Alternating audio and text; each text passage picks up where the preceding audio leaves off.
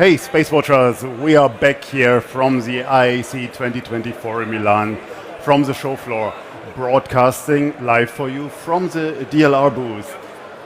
It is the last day of the show, and I have now the absolute pleasure, and that's one of my highlight interviews, to have Dr. Kai-Uwe Schrogl, president of the IISL, the International Institute of Space Law, with me. And Kai-Uwe is a frequent collaborator on many foresight and opinion pieces for SpaceWatch.Global and also a frequent guest in our Space Cafés. Welcome, Kai-Uwe. How are you doing today? Thank you, Torsten. I'm doing well, and I will check all your interviews. How often you will say this is the highlight interview, but I'm pretty sure this is the real one, and that's a real one. And therefore, I'm absolutely proud that I be part of that series, and it's also remarkable. And I thank you for your interest in space law and regulatory issues. And that as an engineer, as an engineer, engineer says the truth. Yes. How is the ISU? Not the ISU. Friday. Torsten, how is the IAC 2024 for you so far? Well, it is a record IAC, and you see it and you feel it. It's bristling. There is dynamics, and this is a very good news.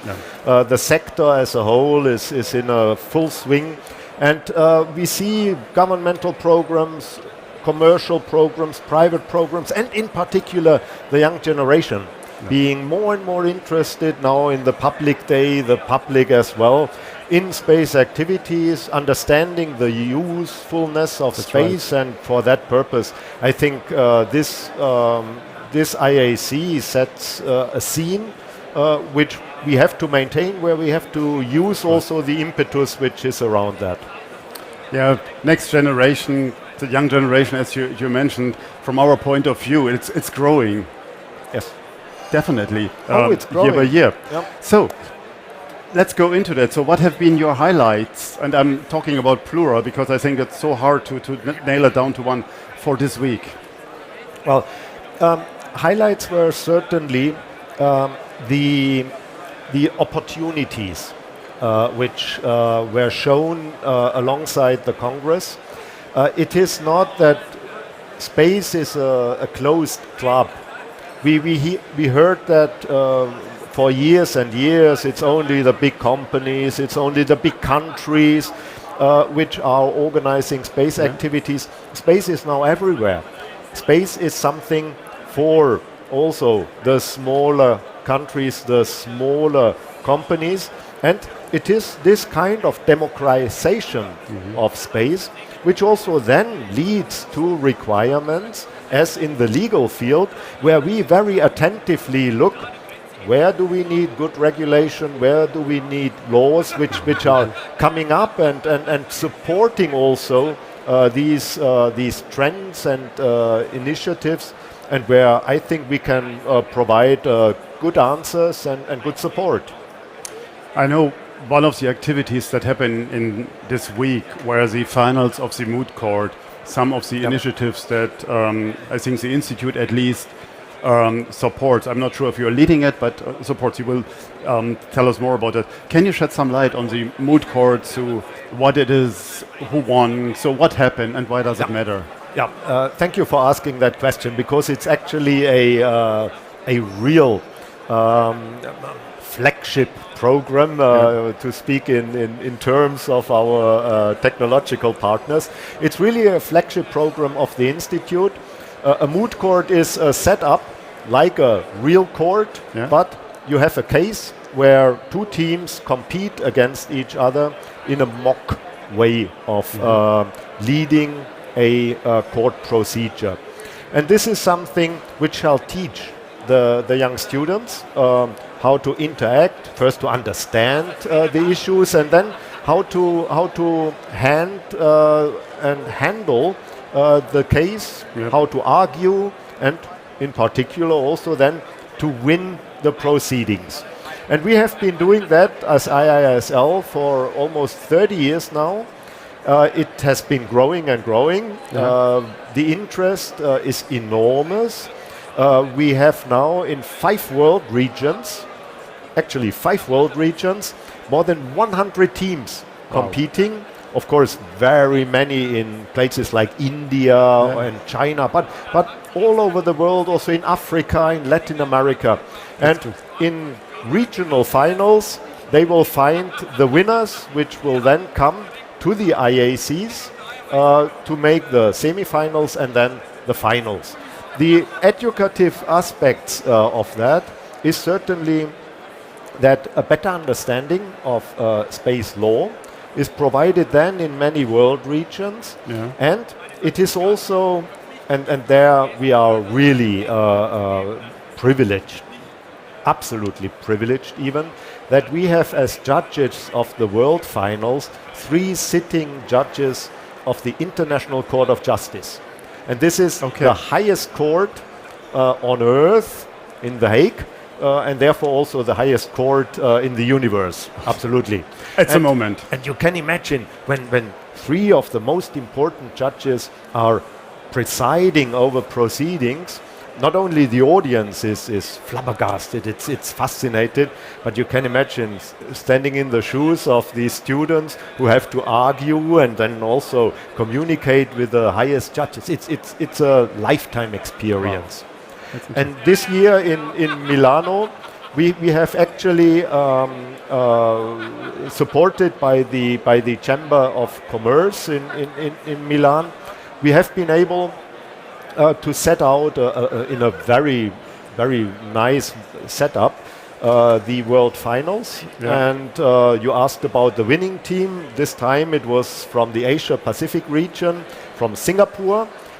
They were competing with a team from Europe, which was the teams from Athens, just to show the diversity of it. And this went extremely well with a lot of interaction, questions from the judges, fear, scare, and then the answers from the students, and this was an absolute highlight, not only for us but for many guests also who joined these proceedings. That's fantastic. And usually it happens in a real court environment. Was it also here in Milan? Yes, we had the court kind environment of a room in the Chamber of Commerce. So the judges were sitting there, then they were pleading, and then an audience in the background, which was really amazing. What were the themes that were argued about? We usually 1.5 years before the final takes place, we issue a case. This case is very carefully drafted by experts from the IISL, and this will then be the basis for the regional rounds and the finals. This time it is composed of a number of questions in order to show also what you can and understand in various fields. And this time it was about a case where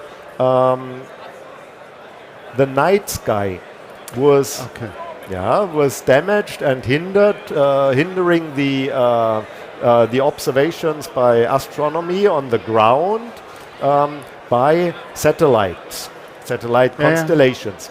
And it's somehow amazing because we work on such cases 1.5 years before. And at that time, nobody really already said that this one, I don't name it, Starlink constellation is a real problem today for astronomy. And already at that time, we sensed that there will be something coming up.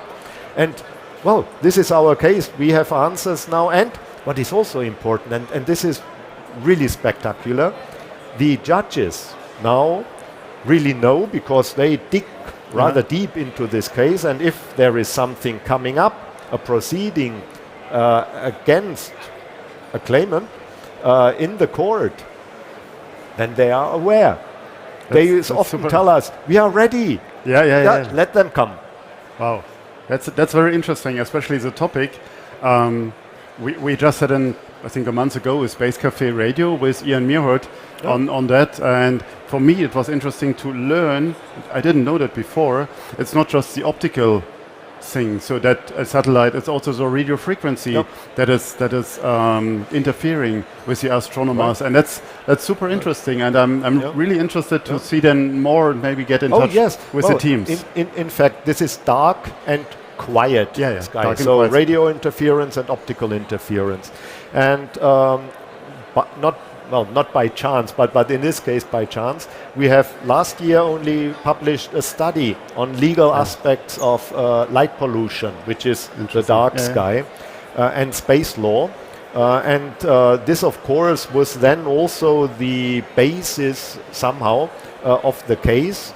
And what we very much liked was that the International Astronomical Union, with which we also collaborated there, was particularly interested in our Moot Court, and were even ready to be a sponsor for that. So we are trying then not only often called the ivory tower of the lawyers. No, we are really trying to be at the forefront of what is relevant and what is happening. Wow. Super interesting.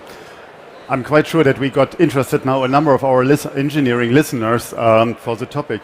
Can you tell them a bit more about the IISL and why is that relevant, the institute? Is it just for lawyers or also open for engineers? No engineers?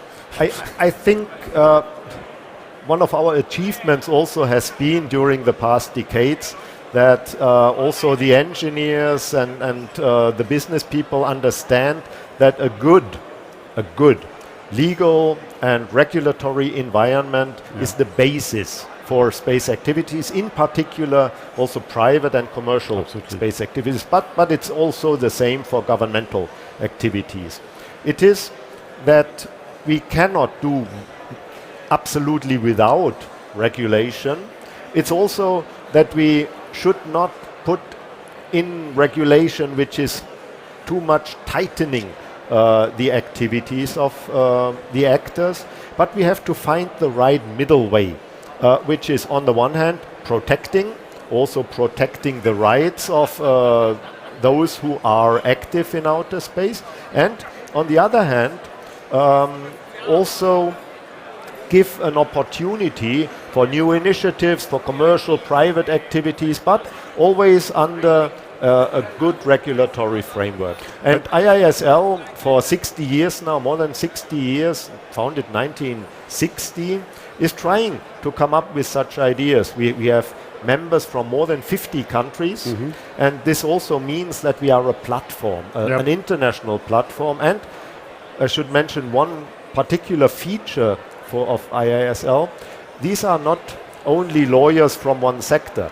We have lawyers from governments, from agencies, from academia, from industry, and also practicing lawyers.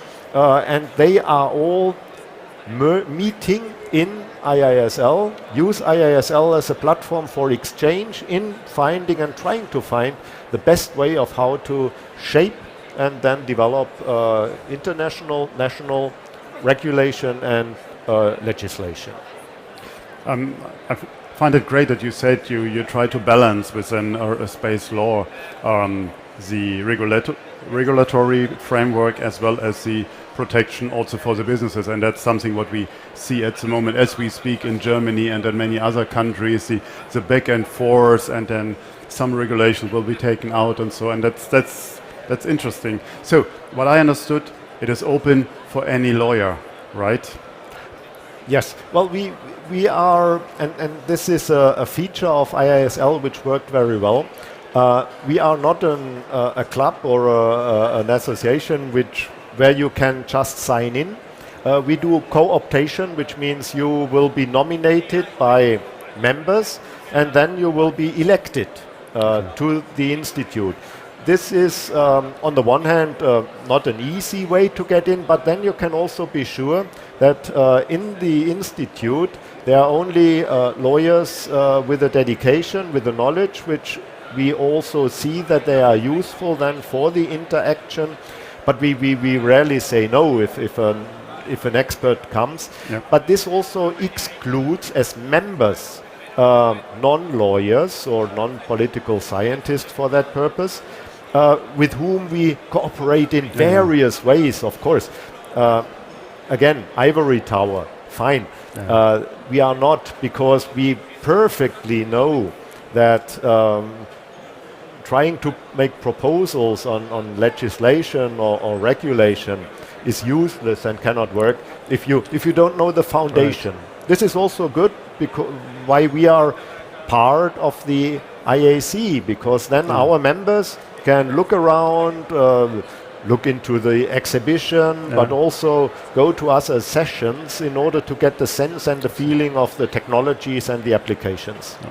Well, you know that our common friend Stephen Freeland runs a program with us, the Space Café Law Breakfast with Stephen Freeland, and I'm as his co-host being in this role of the reality check to chase the lawyers and say, okay, maybe that's very too academic, but really to give it a grip with the reality. And I mean, I enjoy my role in that. Coming back to the IAC this year, so what are themes, what are topics that have you seen be highlighted with a relevance also to your work potentially? I think it's, when you look at from a technology perspective, the security topic, in particular cyber security.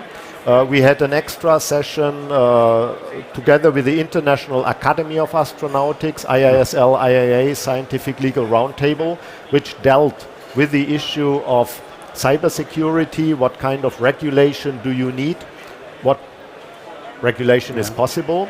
And we had a special lunchtime session on artificial intelligence, where we do a study currently on legal aspects, not only space law aspects, legal aspects of artificial intelligence in space activities. And there we have to bring in national, international legislations from the EU, from the ITU.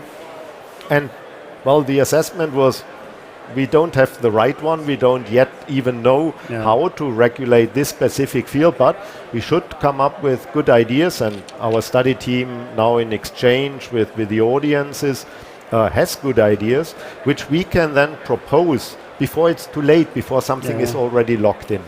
And again, I should mention that we do that in a clear dialogue with those who are implementing projects and implementing activities, in order to be helpful and supportive, not to block anything. Sometimes it's said, oh, this treaty, Outer Space Treaty, Moon Agreement is blocking something. No, typically it's enabling, but under the condition or under conditions which have a number of criteria, which is equitability, fairness, responsibility, which is very, very important. Absolutely. And also then the due regard, which is extremely important for outer space as a global common, that you just do not go, first come, first served, do what you want, and the others, also the next generation, sustainability, cannot use outer space anymore. It's interesting that you mention AI, because in our morning show, Emma and I, we discussed about that in other space-related events, what we've seen worldwide, there's more AI presence. Here on the show floor, it is there, but not visible. Maybe it's more because it's particularly interesting for the downstream side, and here we talk about a lot of upstream, a lot of exploration, but it's great to hear that it was present on your end. Oh, absolutely, and the upstream, just take space traffic management. We will never, ever have space traffic management which works without AI. Fair point. And problems arise in fields like human spaceflight, where also the astronauts do not really want to rely completely on AI, as you can imagine. But there we have to then find the right way of balancing things and to find the right regulations, approaches, and also standards for that purpose. Keeps the human in the loop. Yeah, I think that's the point here. Yep.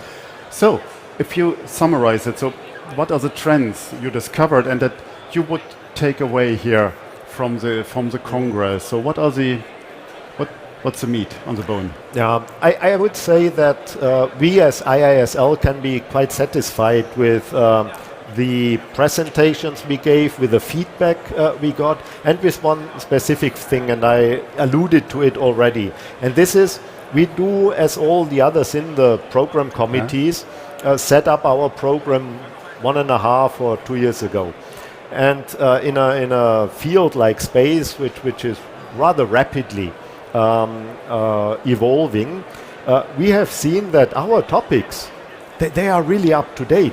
We respond to what is needed, and I think. But you're not surprised about that, hopefully. Oh, sometimes you are surprised. Sometimes you actually are surprised, but then even more pleasantly, because it's then actually a demonstration that an institute like ours can be useful because we are sensing the trends. It provides also additional credibility to what we are doing, and then that we really have answers to concrete questions, not very abstract ones. We also deal with abstract things, which is important, and we also have to take that into account.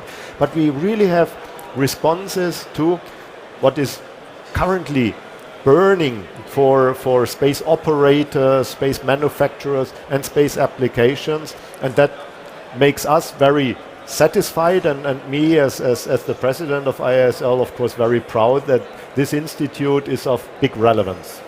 So what are the next challenges? What are the big next things on space, on the space law side that you, with your crystal ball that obviously points in the right direction, is telling you? I start with a problem, and the problem is that international obligations are implemented through national space law. Yeah. You alluded to it, naming a few cases. Now, while it is good that we have more and more countries implementing national space law to also through that implement their international obligations, this is getting very diverse. We need a harmonization of these national space laws. Otherwise, we also have bad competition, we have no level playing field. We also have then an imbalance of what states are doing and ask their private actors to do or not to do. And there we need this kind of harmonization. This is a very difficult process, but well, this is the problem for that moment. And the other one, this is a challenge, I would call it.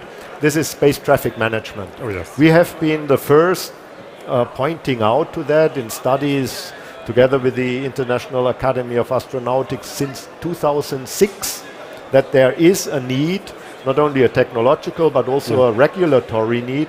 And we are now, while this is really fixed on the political agenda also, we are in need now to really come to concrete traffic rules, traffic management, and also institutional arrangements. And I think that is the most pressing topic of today when it comes to the international regulation of space activities. No, and we are reporting on these topics quite frequently, and I mean, I'm taking the liberty to point out the German space law that is in progress, but also in Brussels, obviously the European space law, and even the new commissioner got it in his mandate to get it done. And that will be an interesting case to see how Europe is able now to harmonize in a field where there might be national differences, to say it at least. If you expect an answer on this allusion, I can say 2 words on that. The EU space law is not, let's say, elegantly denominated, because in my view it's more a European Union Space Act, like the acts we know, and which are regulatory in its kind. In space law, when you say a national space law or then a regional space law, it means the implementation of obligations from Article 6 of the Outer Space Treaty. Sorry to become technical. No, of course, that's the Supervision Act. Yes, authorization It was not useless. Huh? all these years meetings. Good. So the authorization and then the continuous supervision and control. This is not exactly the purpose and the content of the, as far as we know, the EU space law or EU space legislation, EU Space Act. It is more a Common Market Act. And for that, there does not necessarily has to be a very big alignment of provisions in national space legislations. And we will see, I'm pretty sure, 1.5 years or even 2 years of negotiation for that. When this will be submitted, it's not the end, it's only in the negotiation process. So I'm confident that there will be the set of national space legislations and the EU law with different focal points, and they will work together, and they will then provide Europe with an opportunity to be what we know from other areas, a regulatory superpower. And it will certainly also be an example for others to study and then to either follow or to make something new, different out of that. As we are talking since the beginning of the idea or the publication of the idea, I have to say about it. So we will also continue and follow that up. But for today, let's say the IAC, or after the IAC is before the IAC. So it's an annual event, so next year in Sydney. What is the IISL doing within the next 12 months? We, of course, prepare the next IAC. When you look in the program, you will see the topics of our symposium, which are, again, exciting. And we will now see how the abstracts pour in. But we will also, in the meantime, since we have a kind of running program, we will have activities with partner countries or partner organizations. At the Space Symposium in Colorado Springs, we usually have a one-day space law track, which IISL is co-organizing. We have a symposium at the Chinese National Space Conference, which usually takes place in spring. We took the opportunity of the Congress to talk with countries with whom we have a lot of cooperation through Moot Court and so on. I can name Azerbaijan or India to set up additional activities. We will also have what is very important for us in view of visibility vis-à-vis the diplomats and decision makers, together with ECSL, the European Center of Space Law, the IISL, ECSL symposium at the legal subcommittee of UN Corpus. And then, look, that's enough, I would say, to enter in the hot phase of preparation of the next IAC, our colloquium in Sydney. That's right. So, and we still love our abbreviations in this field here, so, and we can't have enough of that. Kai-Uwe, thank you very much for your time after this exhausting, potentially exhausting, but at least long week here in Milan. And I would like to thank here especially the team of DLR for their trust and for hosting us here at their booth. And I would also like to thank here with a very warm thank you the tech team to run this entire scene here very smooth, very precise for their professional work over the last week. Thank you very much for that. So with that, we will end our broadcast here from the IAC 2024 in Milan. Safe travels for those of you that go home, and Space Watch out.